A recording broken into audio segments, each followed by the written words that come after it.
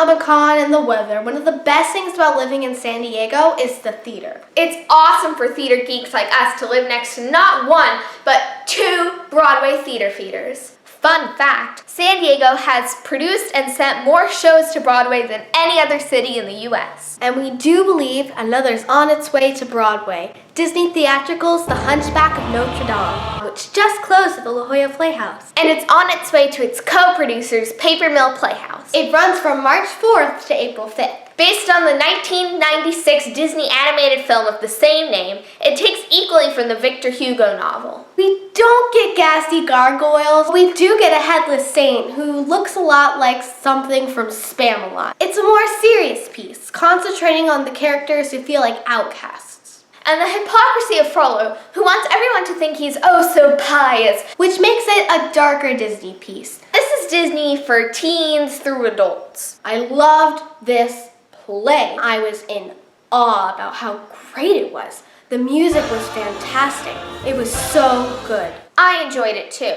It was one of the best musicals I have ever seen. And I've seen a lot of musicals. The Hunchback of Notre Dame is set in medieval Paris. The story is about Quasimodo, a deformed, lonely boy under the care of his uncle Dom Claude Frollo. He's the archbishop at the cathedral, but doesn't act like any caring uncle or man of God should. Then there's Phoebus, a soldier who's just returned from war, and a beautiful, caring gypsy. Quasi loves Esmeralda because she's the only person that's ever showed him true kindness. And Frollo thinks she's hot, even though he can't admit it. But it's Phoebus with his uniform, swagger, and hair tossing that eventually wins Esmeralda's affections. But it's more than that. It's a love they are both willing to die for. And the kind of love Frollo's willing to kill for. Because, oh no, Mr. Pious Perfectness couldn't possibly sinfully lust after that filthy gypsy. So yeah, this definitely has a lot more adult content. Okay, hold up. I can't believe we didn't even start with this. Let's talk about the music. So, you might have heard of this composer guy named Alan Menken. Oh, I don't know. Little shop of horrors, the Little Mermaid. Beauty and the Beast. Look at me, I'm the king of New York. One jump ahead of the bread line, one swing ahead of the sword. I steal only what I can afford. That's everything. Think you own whatever land you land on. The earth is just a dead thing you can claim.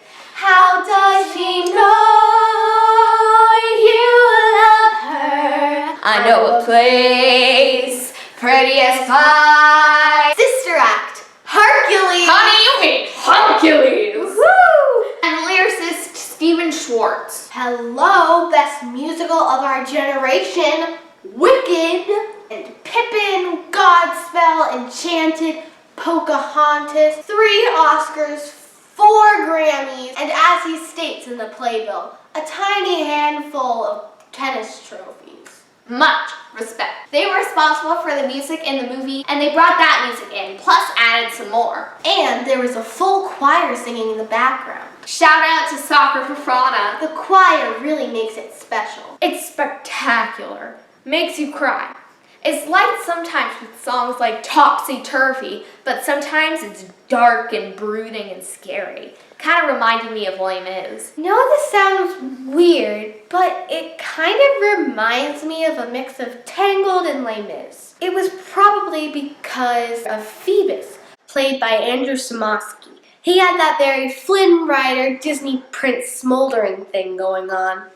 He also had a lot of funny lines. He was the much-needed comic relief. He also had the big romantic part. We loved everybody.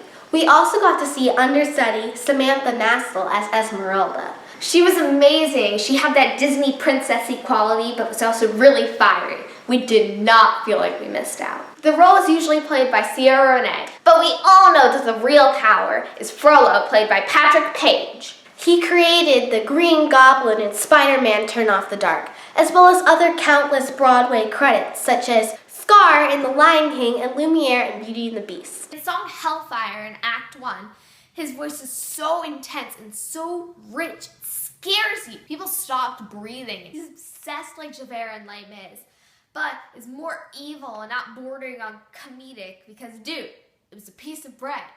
Get over it. The sets were magnificent. You really felt like you were in Notre Dame. With marble saints and the soft glow of candlelight. And then in some scenes, giant bells came down.